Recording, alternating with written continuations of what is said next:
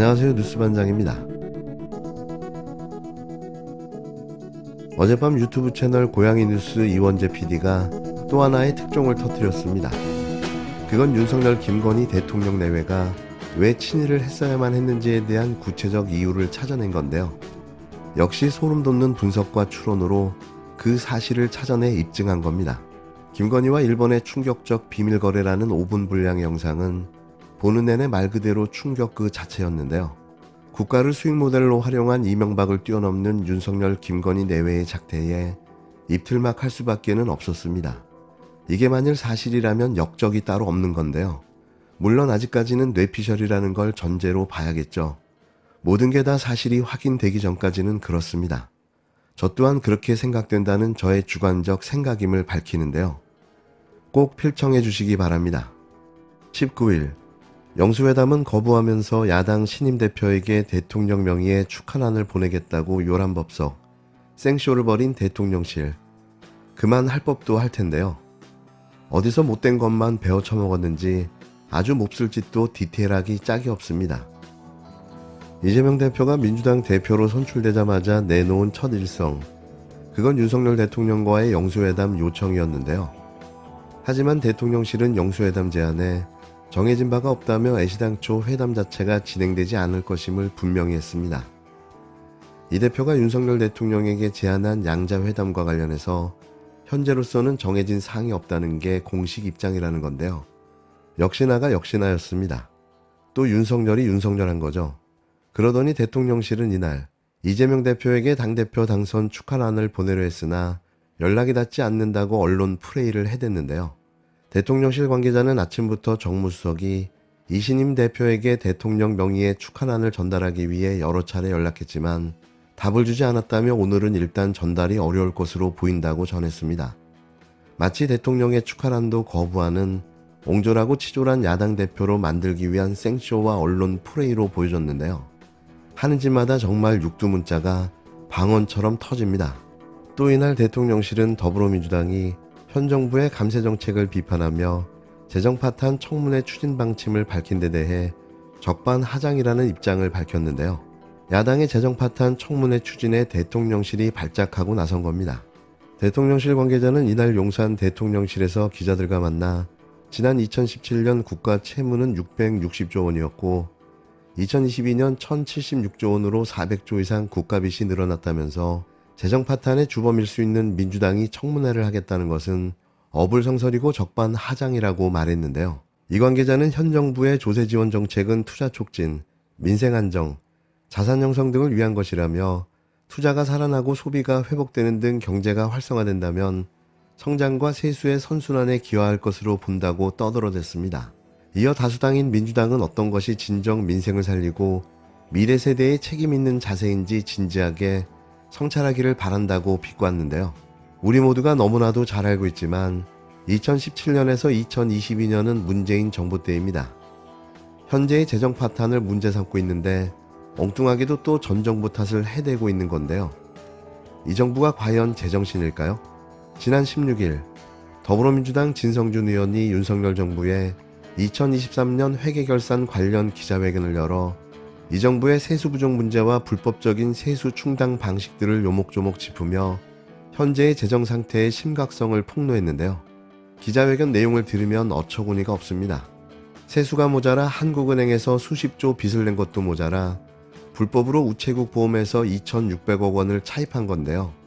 초부자 감세 주다가 나라가 망해 없어질 판인 거죠. 이 상태라면 1년 안에 나라 재정이 바닥나는 건 순식간으로 보여지는데요. 왜 모두 가만히 보고만 있는 걸까요? 이제는 진짜 촛불을 들어야 할 때가 온 듯 싶습니다. 먼저 가장 큰 문제는 2023년도에 국세 수입이 344조 1천억 원에 그쳤다는 것입니다. 세입 예산 400조 5천억 원에 비해서 56조 4천억 원의 세수 결손이 발생했습니다.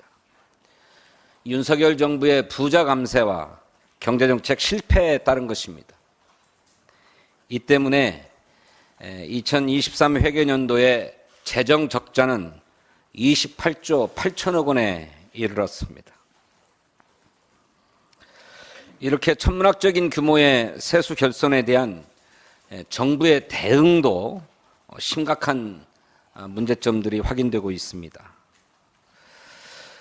무엇보다도 정부는 세수 결손에 따른 부담을 지방정부와 지방교육청에 전가했습니다. 정부는 법에 따라서 마땅히 집행해야 될 지방교부세와 지방교육재정교부금을 집행하지 않고 불용 처리했습니다. 그 규모가 18조 6천억 원에 이릅니다. 지방정부는 아동수당 등 중앙정부가 지방정부에 위임한 필수 사무만 간신히 수행할 수 있었다. 이렇게 하소연합니다. 그로 인한 피해는 지역의 주민과 학생들에게 가해졌습니다.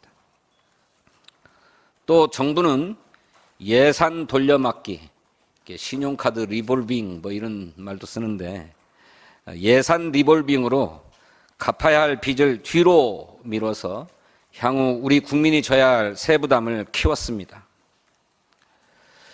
정부는 채무 상환이나 국채이자 지급을 집행하지 않고 뒤로 미뤘습니다.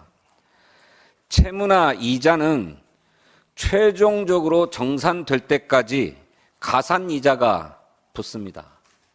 때문에 향후에 재정에 더 큰 부담이 되고 또 이것은 우리 국민의 세부담으로 이어질 수밖에 없습니다. 대표적으로 공적자금 상환기금이라고 하는 게 있는데 이것은 IMF 외환위기 당시에 금융회사의 부실을 정리하기 위해서 투입한 공적자금을 정부가 상환하는 사업입니다. 공적자금 상환기금 전출사업. 2023년도에 이 사업 예산은 2조 1,600억 원이었습니다. 하지만 정부는 세수가 부족하다면서 3천억 원만 상환하고 1조 8,600억 원은 상환하지 않았습니다. 미상환 1조 8,600억 원에는 당연히 이자가 붙죠. 이렇게 세수 결손에 무리하게 대응하려고 하다 보니까 국가재정법도 위반했습니다. 국가재정법 제18조, 제20조는 정부가 국세와 같은 세입을 정부 재정의 재원으로 하되 국회가 의결한 금액의 범위 안에서 국채나 차입금으로 충당할 수 있도록 규정하고 있고 이 국채와 차입금의 한도액은 예산 총칙에서 규정하고 있습니다.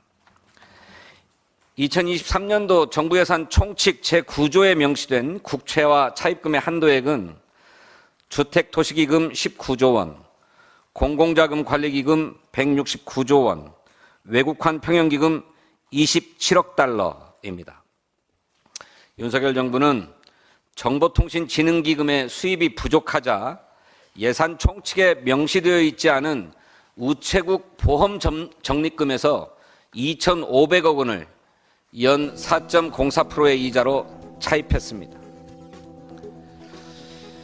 통상 수입이 부족하면 공공자금 관리기금에서 부족한 수입을 이렇게 차입해 왔지만 세수 결손으로 그마저도 여유가 없어지니까 국가재정법을 위반해서 우체국 보험 가입자들이 납부한 보험료 적립금에서 돈을 차입한 것입니다.